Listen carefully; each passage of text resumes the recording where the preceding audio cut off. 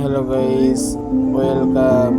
আজকের তোমাদের সামনে যে ভিডিওটি করছি, গ্রাম বাংলা ক্ষেত মজুরিরা তারা খরিফ মৌসুম চাষ করেছে, তার ভিডিও আপনাদের কমেন্টের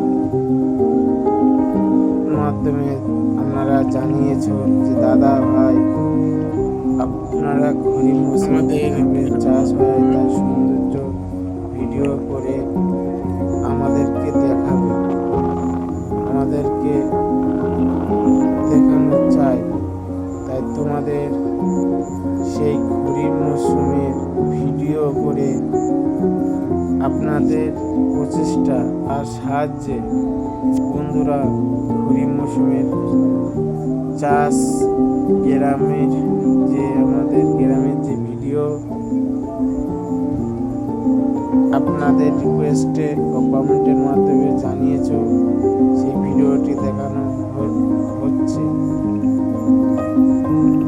এই খরিফ মৌসুম এটা গরমের চাষ, তাই গ্রাম বাংলায় আজ গাছটার বয়স 15 থেকে 20 দিন হবে।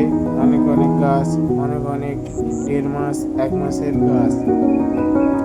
এখন ফলন আসতে কিছু না হোক 1-1.5 মাস 2 মাস 3 মাস সময় লাগবে। 1.5 মাস 2 মাসের ভিতরে সময় লাগবে এর ফলন ধরবে।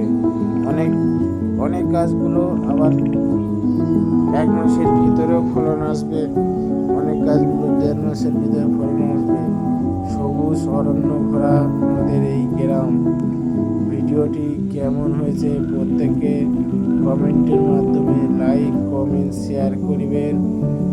তারপরে পরের নেক্সট ভিডিও আপনারা কমেন্টের মাধ্যমে জানাবেন, সেই ভিডিও আমরা করতে পারবো, করে আপনাদের সামনে তুলে ধরব।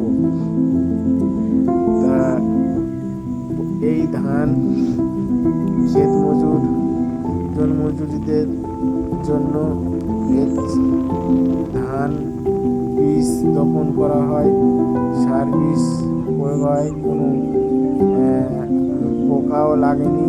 পোকা লাগার পরে আমরা সার বীজ প্রয়োগ করে কীটনাশক পদ্ধতির দ্বারা যে সমস্ত ট্রিটমেন্ট চাষি ভাইদের জন্য একটি ব্যবহার করা হয়।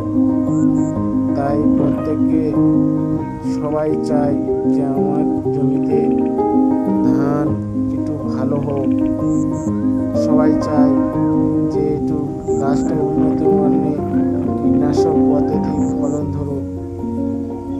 তাই তোমাদের সামনে সেই ভিডিও করে তুলে ধরলাম।